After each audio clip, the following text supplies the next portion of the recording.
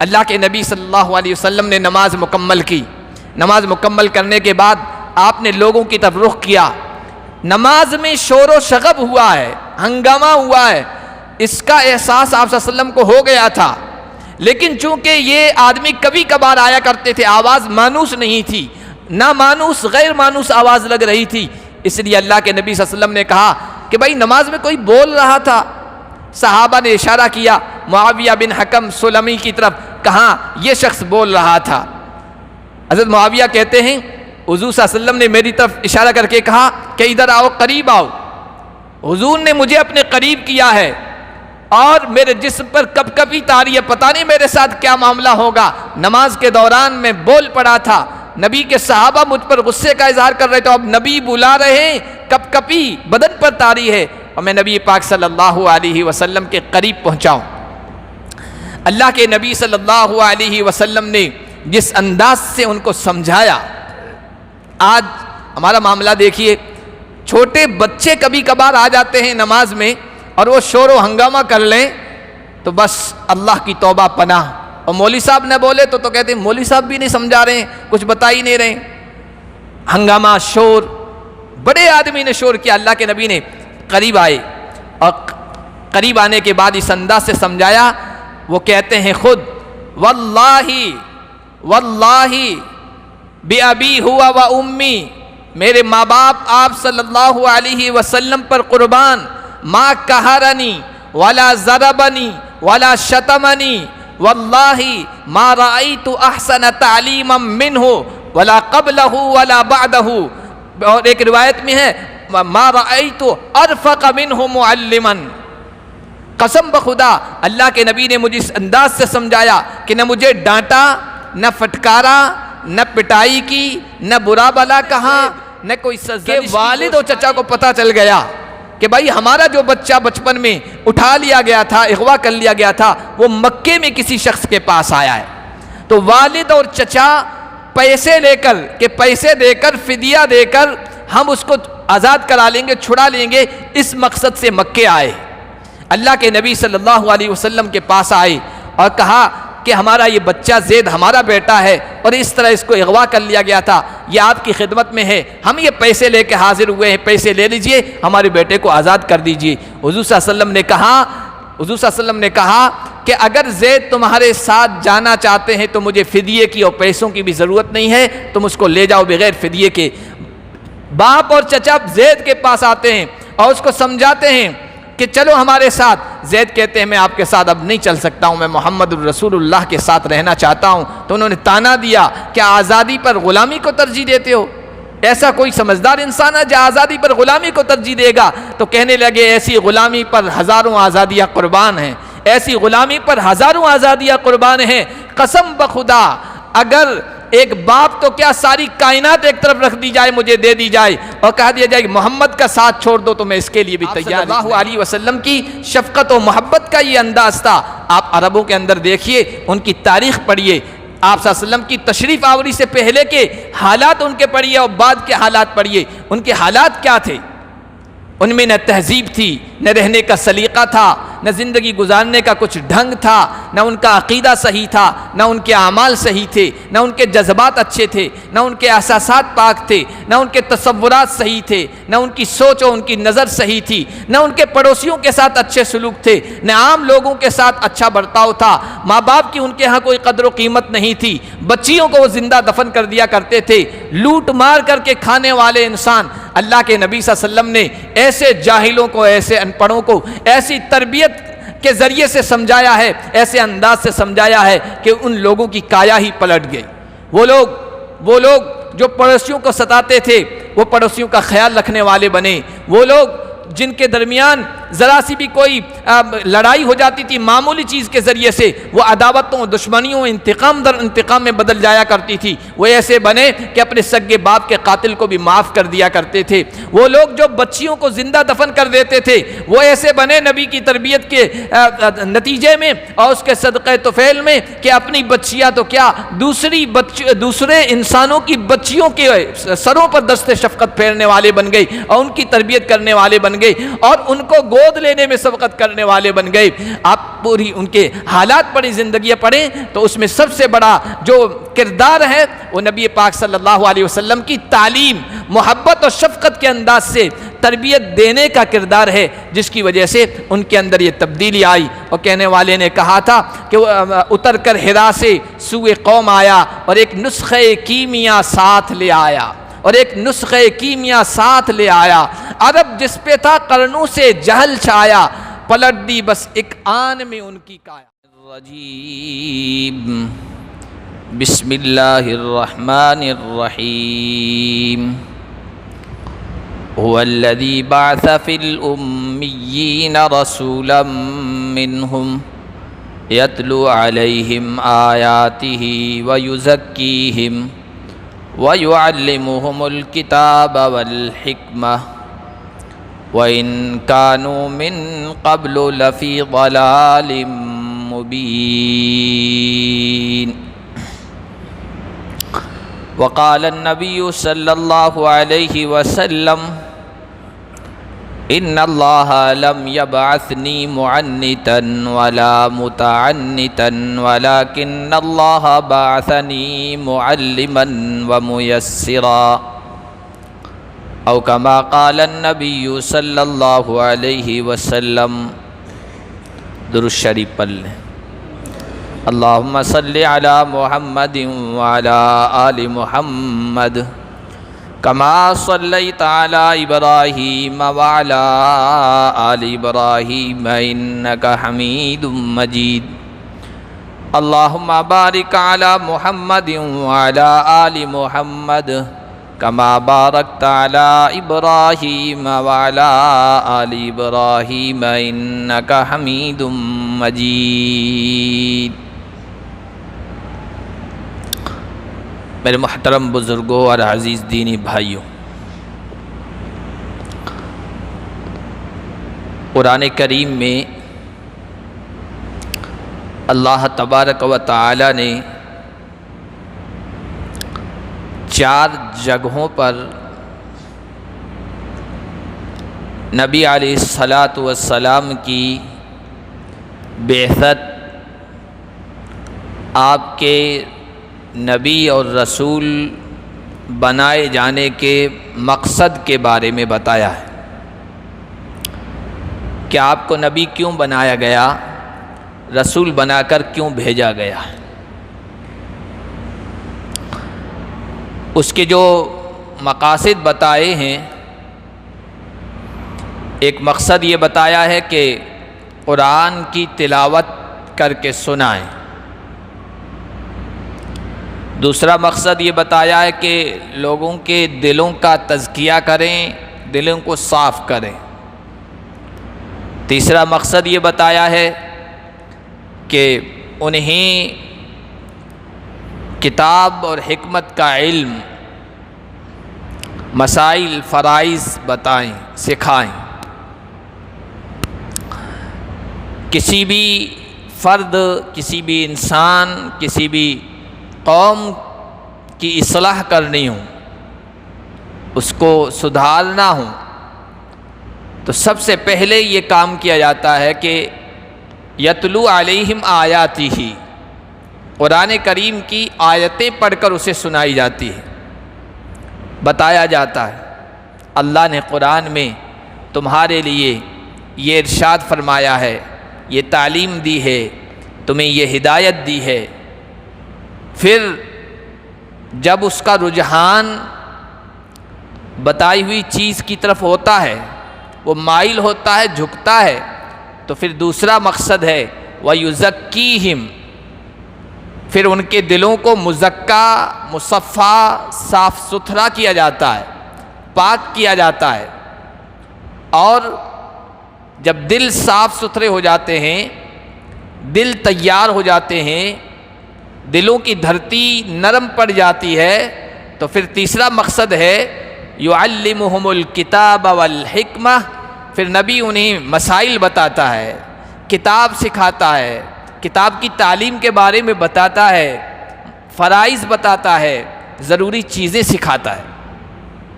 یہ 3 مقصد اللہ تبارک و تعالی نے نبی کے بھیجنے کے قرآن کریم میں تقریباً 4 جگہوں میں بیان فرمائے۔ تمام نبیوں کا مقصد بھی یہی تھا، اور نبی انسانیت کے معلم بن کے آتے ہیں، انسانوں کے استاذ بن کے آتے ہیں، انسانیت کے مربی بن کے آتے ہیں، افراد کی، لوگوں کی تربیت کرنے والے بن کے آتے ہیں۔ اس لیے اللہ تبارک و تعالی نبیوں کی خاص تربیت فرماتے ہیں، انہیں تربیت یافتہ بنا کر، ان کی تربیت کر کے پھر بھیجتے ہیں لوگوں کے درمیان، اور پھر وہ لوگوں کو سکھاتے ہیں، لوگوں کی تربیت کرتے ہیں۔ تمام نبی معلم بھی تھے، مربی بھی تھے، اور نبیوں کے سردار، آخری نبی، خاتم الانبیاء والمرسلین جناب محمد مصطفیٰ صلی اللہ علیہ وسلم کی ذات تو سارے نبیوں کی سردار ہے۔ آپ صلی اللہ علیہ وسلم کو اللہ تبارک و تعالی نے آپ کی سیرت کو ایسا جامع، ایسا کامل، ایسا مکمل بنایا کہ جو رہتی دنیا تک زندگی کے ہر شعبے میں، ہر محکمے میں کام کرنے والوں کے لیے اسوہ، نمونہ اور آئیڈیل رہے گی۔ آپ صلی اللہ علیہ وسلم بھی انسانوں کے معلم بنا کر بھیجے گئے۔ ایک موقع پر مسجد نبوی میں اللہ کے نبی صلی اللہ علیہ وسلم تشریف لے آئے، دیکھا کہ آپ کے صحابہ حلقہ لگائے بیٹھے ہیں، کچھ سیکھ رہے ہیں، سکھا رہے ہیں، تعلیم کا حلقہ لگا ہوا ہے۔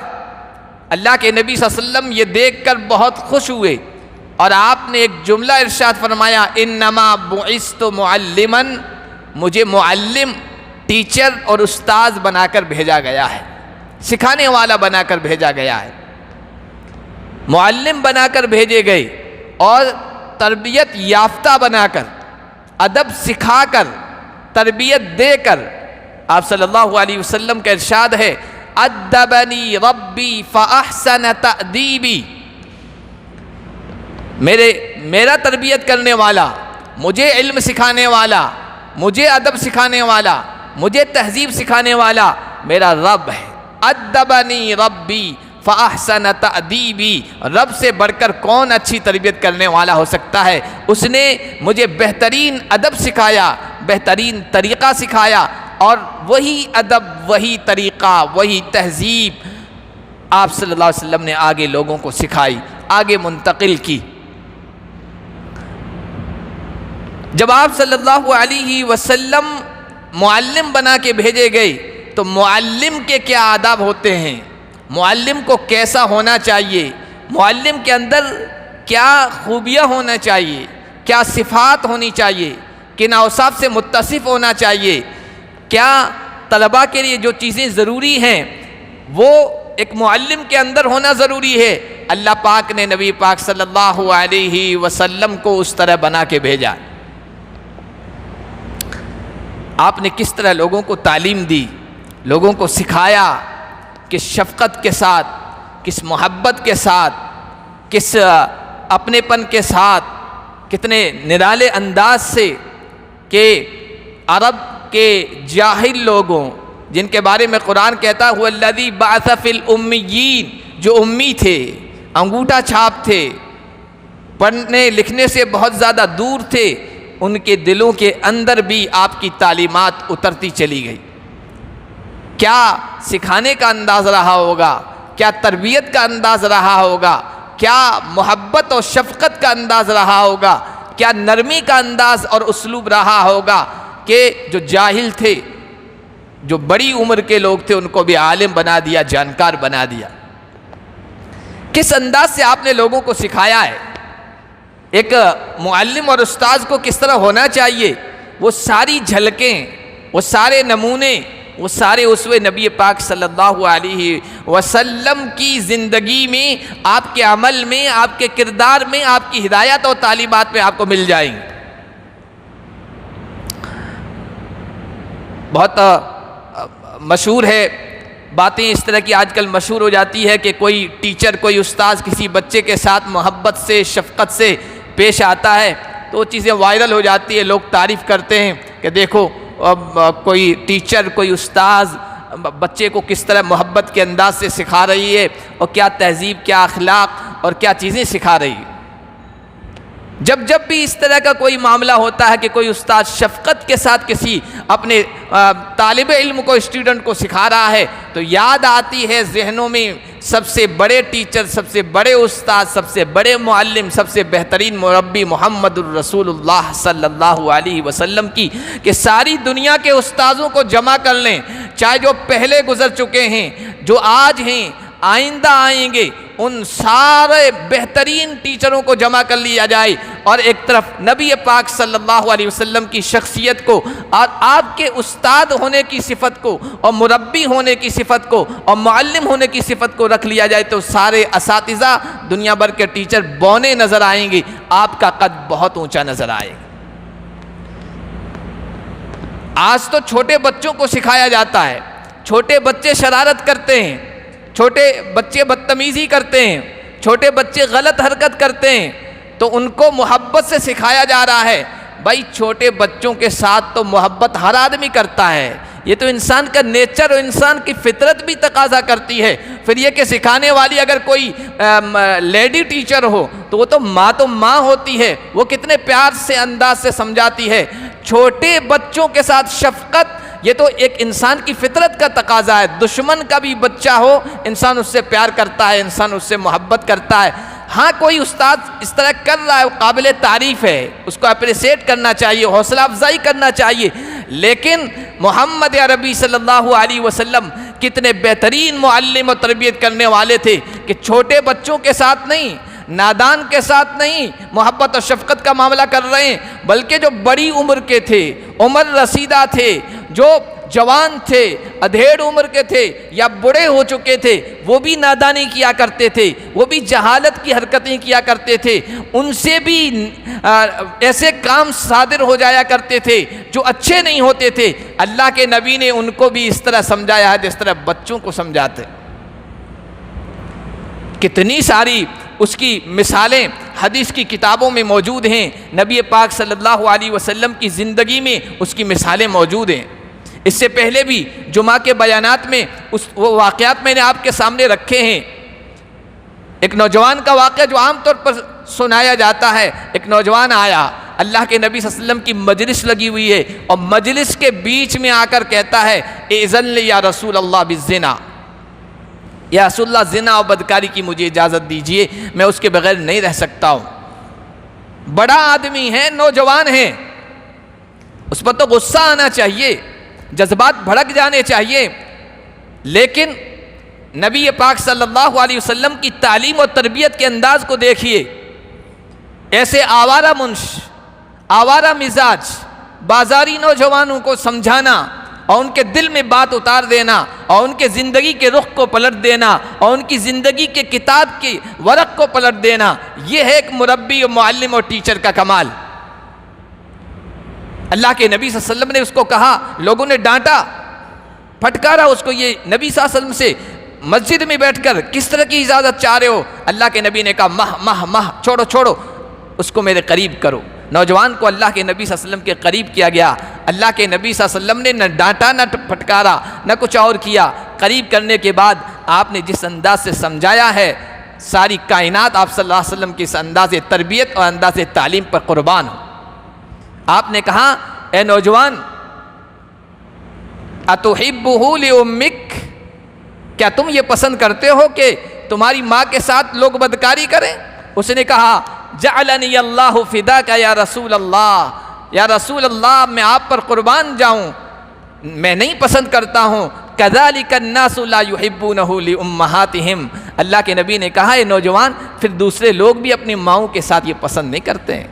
پھر اللہ کے نبی نے فرمایا، اتحبہ لابنتک، کیا تم یہ پسند کرتے ہو کہ لوگ تمہاری بیٹی کے ساتھ بدکاری کریں؟ وہ کہنے لگا، جعلنی اللہ فداک یا رسول اللہ، میں آپ پر قربان جاؤں یا رسول اللہ، میں نہیں پسند کرتا ہوں۔ آپ نے فرمایا کذالک الناس لا یحبونہ لبناتہم، لوگ بھی اپنی بیٹیوں کے ساتھ یہ معاملہ پسند نہیں کرتے ہیں۔ پھر آپ نے بہن کا تذکرہ کیا، خالہ کا تذکرہ کیا، پھوپھی کا تذکرہ کیا، جو قریبی رشتہ دار، خونی رشتے جو قریب کے ہوتے ہیں عورتوں کے، ان سب کا تذکرہ کیا، ایک ایک کی مثال دی۔ نوجوان ہر ایک میں یہ کہتا جاتا تھا یا رسول اللہ میں یہ پسند نہیں کرتا ہوں، تو کہا دوسرے لوگ بھی اس طرح پسند نہیں کرتے ہیں، تو پھر کیوں تم زنا اور بدکاری کی اجازت چاہ رہے ہو؟ پھر اس کو قریب کیا، محبت سے اپنے سینے سے لگایا۔ ایسے بدکار، ایسے زناکار، ایسے فحش کام کرنے والے کو کوئی سینے سے لگاتا ہے؟ اسے دور رہتا ہے، اسے بدکتا ہے انسان۔ اللہ کے نبی نے اس کو سینے سے لگایا، سینے سے لگانے کے بعد پھر اس کے سینے پر یوں ہاتھ مارا اور پھر دعا کی، اللہم حسن فرجہ، اے اللہ اس کی شرمگاہ کی حفاظت فرما دے، اے اللہ اس کی شرمگاہ کی حفاظت فرما دے۔ اس کے ساتھ آپ نے دعا اور دعائیں مانگی۔ اس کے بعد صحابہ کہتے ہیں کہ اس نوجوان کو کبھی ہم نے بدکاری کے قریب جاتے ہوئے نہیں دیکھا ہے۔ آپ صلی اللہ علیہ وسلم ڈانٹ دیتے، پھٹکار دیتے تو پھر وہ اور زیادہ گمراہ ہو جاتا، غلط رخ اپنا لیتا۔ لیکن یہ معلم انسانیت، مربی انسانیت، اساتذہ کے سردار، نبیوں کے سردار محمد الرسول اللہ صلی اللہ علیہ وسلم کی تعلیم اور تربیت کا انداز تھا کہ لوگوں کی زندگیوں کے رخ بدل دی۔ ایک اور واقعہ حدیث کی کتابوں میں موجود ہے۔ ایک صحابی ہیں حضرت معاویہ بن حکم سلمی، بڑی عمر کے صحابی ہیں، زیادہ تر جنگل میں بکریوں کے ریوڑ رکھتے تھے، وہیں رہتے تھے، زیادہ تر وقت وہیں گزارتے تھے۔ کبھی کبھی وقت نکال کر نبی پاک صلی اللہ علیہ وسلم کی خدمت میں حاضر ہوتے تھے۔ اللہ کے نبی صلی اللہ علیہ وسلم کی خدمت میں ایک مرتبہ ایک موقع پر حاضر ہوئے، نبی کی مجلس لگی ہوئی تھی، نبی صحابہ کو سمجھا رہے تھے زندگی گزارنے کے آداب، معاشرت کے آداب، اور اس میں آپ نے یہ تعلیم دی کہ جہاں کہیں بیٹھے ہو، لوگ موجود ہو، کسی کو اگر چھینک آئے اور الحمدللہ کہے تو چھینک آنے پر یرحمک اللہ کہنا چاہیے، اسے جواب میں یرحمک اللہ کہنا چاہیے۔ وہ مجلس برخاست ہو گئی، مجلس مکمل ہو گئی۔ یہ صحابی وہاں سے اٹھے، جنگل میں اپنے ریوڑ کے ساتھ چلے گئے۔ پھر کبھی کوئی موقع آیا، موقع نکالا کہ آج پھر اللہ کے نبی صلی اللہ علیہ وسلم کی خدمت میں کچھ سیکھنے کے لیے جانا چاہیے۔ حضرت معاویہ بن حکم سلمی آئے ہیں، ایسے موقع پہ آئے ہیں کہ اس وقت نماز ہو رہی تھی۔ مسجد نبوی میں حاضر ہوئے، دیکھا اللہ کے نبی صلی اللہ علیہ وسلم آگے کھڑے ہیں، صحابہ آپ کے پیچھے نماز پڑھ رہے ہیں، وہ بھی نماز میں شامل ہو گئے۔ نماز کے دوران ایک شخص کو چھینک آ گئی۔ ایک آدمی مجلس میں ہمیشہ بیٹھتا ہے تو اس کو ساری باتیں معلوم ہوتی ہے کہ فلاں مجلس میں، فلاں درس میں اب مولانا نے یہ، خطیب صاحب نے یہ بتایا تھا۔ کوئی کبھی کبھار آئے تو اسے کوئی آدھی ادھوری بات معلوم ہوتی ہے، مکمل بات معلوم نہیں ہوتی ہے۔ تو یہ تو کبھی کبھار آیا کرتے تھے، انہوں نے بس یہ سن رکھا تھا کسی کو چھینک آئے تو الحمدللہ اور یرحمک اللہ جواب دینا چاہیے۔ نماز میں ایک آدمی کو چھینک آ گئی، انہوں نے زور سے کہا یرحمک اللہ۔ بچے نہیں ہیں، کچی عمر کے نہیں ہیں، چھوٹے نہیں ہیں، بڑی عمر کے انسان ہیں، بڑی عمر کے آدمی ہیں، نماز میں یرحمک اللہ کہہ دیا۔ صحابہ جو پاس میں بیٹھے تھے انہوں نے چونکہ نماز میں زور سے بول نہیں سکتے تھے تو تیز تیز یوں گھورنے کی نگاہوں سے دیکھنے لگے۔ شروع کا زمانہ تھا، شروع زمانے میں بہت ساری باتیں نماز میں جائز تھی، بعد میں منع کر دی گئی۔ گھور گھور کر دیکھنے لگے تو یہ کہنے لگے واسقلایا امی، ہائے میری ماں مر جائے، ہائے میرے ماں کی بربادی، مجھے گھور گھور کر تاڑتی ہوئی نگاہوں سے، تیز نگاہوں سے کیوں دیکھ رہے ہو؟ تو صحابہ کو اور غصہ آیا، فَجَعَلُوا يَضْرِبُونَ بِأَيْدِيهِمْ عَلَىٰ أَفْخَاذِهِمْ، سب اپنے رانوں پر اب یہاں مارنے لگے، رانوں پر یوں ہاتھ مارنے لگے، اور یہ اشارہ تھا کہ بھائی چپ ہو جاؤ، خاموش ہو جاؤ۔ انہوں نے جب دیکھا کہ یہ سب مجھے خاموش کرنے کی کوشش کر رہے ہیں، معاملہ بگڑ جائے گا، تو کہتے ہیں فَسَكَتْ، تو میں نماز کے دوران تو خاموش ہو گیا، میں نے کوئی جواب نہیں دیا۔ اللہ کے نبی صلی اللہ علیہ وسلم نے نماز مکمل کی۔ نماز مکمل کرنے کے بعد آپ نے لوگوں کی طرف رخ کیا۔ نماز میں شور و شغب ہوا ہے، ہنگامہ ہوا ہے، اس کا احساس آپ صلی اللہ علیہ وسلم کو ہو گیا تھا۔ لیکن چونکہ یہ آدمی کبھی کبھار آیا کرتے تھے، آواز مانوس نہیں تھی، نہ مانوس غیر مانوس آواز لگ رہی تھی، اس لیے اللہ کے نبی صلی اللہ علیہ وسلم نے کہا کہ بھائی نماز میں کوئی بول رہا تھا۔ صحابہ نے اشارہ کیا معاویہ بن حکم سلمی کی طرف، کہاں یہ شخص بول رہا تھا۔ حضرت معاویہ کہتے ہیں حضور صلی اللہ علیہ وسلم نے میری طرف اشارہ کر کے کہا کہ ادھر آؤ، قریب آؤ۔ حضور نے مجھے اپنے قریب کیا ہے اور میرے جسم پر کپ کپی طاری ہے، پتہ نہیں میرے ساتھ کیا معاملہ ہوگا۔ نماز کے دوران میں بول پڑا تھا، نبی کے صحابہ مجھ پر غصے کا اظہار کر رہے تھے، اب نبی بلا رہے ہیں، کپ کپی بدن پر طاری ہے، اور میں نبی پاک صلی اللہ علیہ وسلم کے قریب پہنچاؤں۔ اللہ کے نبی صلی اللہ علیہ وسلم نے جس انداز سے ان کو سمجھایا، آج ہمارا معاملہ دیکھیے، چھوٹے بچے کبھی کبھار آ جاتے ہیں نماز میں اور وہ شور و ہنگامہ کر لیں تو بس اللہ کی توبہ پناہ، اور مولوی صاحب نہ بولے تو کہتے ہیں مولوی صاحب بھی نہیں سمجھا رہے ہیں، کچھ بتا ہی نہیں رہے، ہنگامہ شور، بڑے آدمی نے شور کیا۔ اللہ کے نبی نے قریب آئے اور قریب آنے کے بعد اس انداز سے سمجھایا، وہ کہتے ہیں خود واللہ واللہ بِأَبِي ہوا و امی، میرے ماں باپ آپ صلی اللہ علیہ وسلم پر قربان، ما قہرنی ولا ضربنی ولا شتمنی واللہ ما رأیت احسن تعلیما منہ ولا قبلہ ولا بعدہ، اور ایک روایت میں ہے ما رأیت ارفق منہ معلما۔ قسم بخدا اللہ کے نبی نے مجھے اس انداز سے سمجھایا کہ نہ مجھے ڈانٹا، نہ پھٹکارا، نہ پٹائی کی، نہ برا بلا کہا، نہ کوئی سرزنش کی، گوشمالی کی۔ قسم بخدا میں نے نہ آپ سے پہلے اتنا بہترین مشفق مربی دیکھا ہے، نہ آپ کے بعد کسی کو دیکھا ہے۔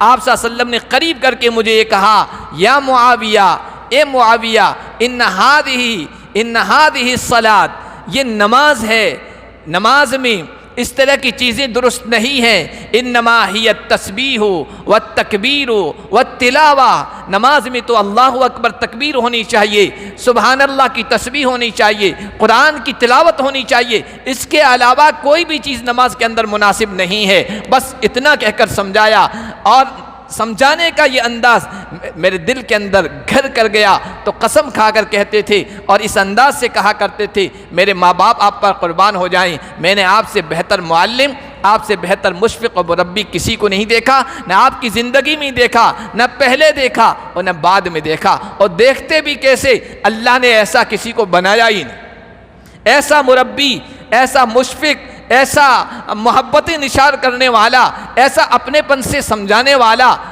کسی کو آپ صلی اللہ علیہ وسلم جیسا بنایا ہی نہیں ہے، تو کون کیسے دیکھ لیتا۔ جو بھی آپ کے قریب ہو جاتا تھا وہ آپ پر فدا ہو جایا کرتا تھا۔ حضرت زید بن حارثہ مشہور نام ہے، قرآن کریم میں صرف ایک صحابی کا نام آیا ہے، کسی صحابی کا نام نہیں آیا، صرف ایک صحابی کا نام آیا ہے، وہ یہی زید بن حارثہ۔ فلما قضى زید منها وطرا زوجناک، سورۃ الاحزاب میں 22ویں پارے میں ان کا نام آیا ہے۔ آپ صلی اللہ علیہ وسلم کے کوئی قریبی نہیں تھے، آپ صلی اللہ علیہ وسلم کے رشتہ دار نہیں تھے۔ زید کون تھے؟ زید ایک چھوٹے بچے تھے جن کو بچپن میں ان کی ماں لے کے اپنے میکے جا رہی تھی، یعنی ننیحال جا رہے تھے، بیچ میں قزاقوں نے، لٹیروں نے، بدماشوں نے ڈاکہ ڈال دیا اور ماں سے بچے کو جدا کر لیا، کڈنیپ کر لیا اور آگے غلام بنا کر بیچ دیا۔ وہ غلام بکتا بکتا مکہ کے بازار عکاظ میں آیا، عکاظ میں حضرت خدیجہ کے بھتیجے حکیم بن حزام نے اس بچے کو خریدا اور وہ خرید کر لے آئے، انہوں نے اپنی پھوپھی حضرت خدیجہ کو گفٹ کر دیا۔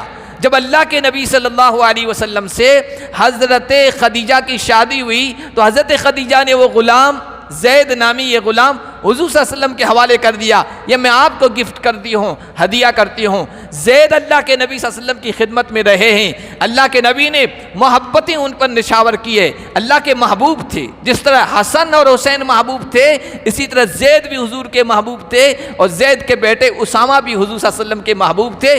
ایک طرف اگر حسن حسین کو بٹھاتے تھے، دوسری طرف زید کے بیٹے اسامہ کو بٹھایا کرتے تھے، یعنی دور کے جو لوگ تھے ان کو بھی اتنی محبتوں سے آپ صلی اللہ علیہ وسلم نے پالا ہے اور رکھا ہے۔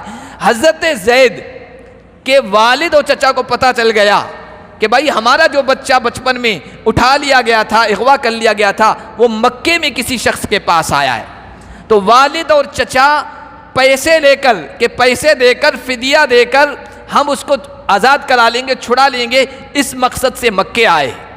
اللہ کے نبی صلی اللہ علیہ وسلم کے پاس آئے اور کہا کہ ہمارا یہ بچہ زید ہمارا بیٹا ہے اور اس طرح اس کو اغوا کر لیا گیا تھا، یہ آپ کی خدمت میں ہے، ہم یہ پیسے لے کے حاضر ہوئے ہیں، پیسے لے لیجئے، ہمارے بیٹے کو آزاد کر دیجئے۔ حضور صلی اللہ علیہ وسلم نے کہا کہ اگر زید تمہارے ساتھ جانا چاہتے ہیں تو مجھے فدیے کی اور پیسوں کی بھی ضرورت نہیں ہے، تم اس کو لے جاؤ بغیر فدیے کے۔ باپ اور چچا زید کے پاس آتے ہیں اور اس کو سمجھاتے ہیں کہ چلو ہمارے ساتھ۔ زید کہتے ہیں میں آپ کے ساتھ اب نہیں چل سکتا ہوں، میں محمد الرسول اللہ کے ساتھ رہنا چاہتا ہوں۔ تو انہوں نے طعنہ دیا کہ آزادی پر غلامی کو ترجیح دیتے ہو؟ ایسا کوئی سمجھدار انسان ہے جو آزادی پر غلامی کو ترجیح دے گا؟ تو کہنے لگے ایسی غلامی پر ہزاروں آزادیاں قربان ہیں، ایسی غلامی پر ہزاروں آزادیاں قربان ہیں، قسم بخدا اگر ایک باپ تو کیا ساری کائنات ایک طرف رکھ دی جائے، مجھے دے دی جائے اور کہہ دیا جائے کہ محمد کا ساتھ چھوڑ دو تو میں اس کے لیے بھی تیار نہیں ہوں۔ یہ جو اپنا پن تھا، یہ جو تعلق پیدا ہوتا تھا، یہ نبی پاک صلی اللہ علیہ وسلم کی شفقت اور محبت کی وجہ سے۔ آپ صلی اللہ علیہ وسلم نے کیا چھوٹے، کیا بڑے، کیا نوجوان، کیا بوڑھے اور بڑی عمر کے، سب کے ساتھ جو محبت کا انداز اپنایا تھا، اور تعلیم میں اور تربیت میں اور سکھانے میں اور تہذیب دینے میں اور شریعت کو بتانے میں اور دین کو سکھانے میں جو انداز اختیار کیا تھا، جو اسلوب اختیار کیا تھا، جو مشفقانہ برتاؤ کیا تھا، وہ ایسا برتاؤ تھا کہ جو کوئی بھی اس کا سامنا کر لیتا تھا وہ آپ پر قربان ہو جایا کرتا تھا۔ اس لیے صحابہ کے بارے میں آپ پڑھیے اور آپ سنتے ہوں گے، پڑھتے ہوں گے کہ آپ کی ایک ایک ہدایت پر جان قربان کرتے تھے، پروانوں کی طرح آپ پر قربان ہو جانے کو پسند کیا کرتے تھے۔ اس کی وجہ یہی تھی، جس کسی کے اندر ایسا انداز ہوگا سمجھانے کا، پڑھانے کا، تربیت کا، شفقت والا انداز، محبت والا انداز، تو محمد عربی صلی اللہ علیہ وسلم کی طرح وہ بھی محبوب بن جائے گا۔ آپ صلی اللہ علیہ وسلم کی شفقت و محبت کا یہ انداز تھا۔ آپ عربوں کے اندر دیکھیے، ان کی تاریخ پڑھیے، آپ صلی اللہ علیہ وسلم کی تشریف آوری سے پہلے کے حالات ان کے پڑھیے اور بعد کے حالات پڑھیے۔ ان کے حالات کیا تھے؟ ان میں نہ تہذیب تھی، نہ رہنے کا سلیقہ تھا، نہ زندگی گزارنے کا کچھ ڈھنگ تھا، نہ ان کا عقیدہ صحیح تھا، نہ ان کے اعمال صحیح تھے، نہ ان کے جذبات اچھے تھے، نہ ان کے احساسات پاک تھے، نہ ان کے تصورات صحیح تھے، نہ ان کی سوچ اور ان کی نظر صحیح تھی، نہ ان کے پڑوسیوں کے ساتھ اچھے سلوک تھے، نہ عام لوگوں کے ساتھ اچھا برتاؤ تھا، ماں باپ کی ان کے ہاں کوئی قدر و قیمت نہیں تھی، بچیوں کو وہ زندہ دفن کر دیا کرتے تھے، لوٹ مار کر کے کھانے والے انسان۔ اللہ کے نبی صلی اللہ علیہ وسلم نے ایسے جاہلوں کو، ایسے ان پڑھوں کو ایسی تربیت کے ذریعے سے سمجھایا ہے، ایسے انداز سے سمجھایا ہے کہ ان لوگوں کی کایا ہی پلٹ گئی۔ وہ لوگ جو پڑوسیوں کو ستاتے تھے وہ پڑوسیوں کا خیال رکھنے والے بنے۔ وہ لوگ جن کے درمیان ذرا سی بھی کوئی لڑائی ہو جاتی تھی معمولی چیز کے ذریعے سے، وہ عداوتوں، دشمنیوں، انتقام در انتقام میں بدل جایا کرتی تھی، وہ ایسے بنے کہ اپنے سگے باپ کے قاتل کو بھی معاف کر دیا کرتے تھے۔ وہ لوگ جو بچیوں کو زندہ دفن کر دیتے تھے وہ ایسے بنے نبی کی تربیت کے نتیجے میں اور اس کے صدقہ طفیل میں کہ اپنی بچیاں تو کیا دوسرے انسانوں کی بچیوں کے سروں پر دست شفقت پھیرنے والے بن گئے اور ان کی تربیت کرنے والے بن گئے اور ان کو گود لینے میں سبقت کرنے والے بن گئے۔ آپ پوری ان کے حالات پڑھی، زندگیاں پڑھیں تو اس میں سب سے بڑا جو کردار ہے وہ نبی پاک صلی اللہ علیہ وسلم کی تعلیم، محبت اور شفقت کے انداز سے تربیت دینے کا کردار ہے، جس کی وجہ سے ان کے اندر یہ تبدیلی آئی۔ اور کہنے والے نے کہا تھا کہ وہ اتر کر حرا سے سوئے قوم آیا اور ایک نسخہ کیمیا ساتھ لے آیا، عرب جس پہ تھا قرنوں سے جہل چھایا، پلٹ دی بس ایک آن میں ان کی کایا۔ جہالت صدیوں سے جن پر چھائی ہوئی تھی، آپ نے تربیت اور تعلیم کے اس مشفقانہ انداز سے ان کی جہالت کو دور کیا اور ایک آن میں ان کی کایا پلٹ دی۔ تو نبی پاک صلی اللہ علیہ وسلم سے بہتر کوئی معلم، کوئی مربی، کوئی مشفق، کوئی محبت کرنے والا، کوئی آپ سے بہتر سمجھانے والا دنیا میں نہ آیا ہے، نہ آئندہ آئے گا۔ اس لیے جب کبھی تعلیم اور تربیت کا مسئلہ ہو تو ہمیں ڈھونڈنا ہوگا، ہمیں رہنمائی حاصل کرنی ہوگی اور ہمیں روشنی حاصل کرنی ہوگی محمد الرسول اللہ صلی اللہ علیہ وسلم، معلم انسانیت محمد الرسول اللہ علیہ وسلم کی سیرت اور آپ کی زندگی سے اور آپ کے نمونے سے رہنمائی حاصل کرنی ہوگی۔ اللہ پاک ہم سب کو اسی انداز سے تعلیم و تربیت کے فرائض انجام دینے کی توفیق عطا فرمائے۔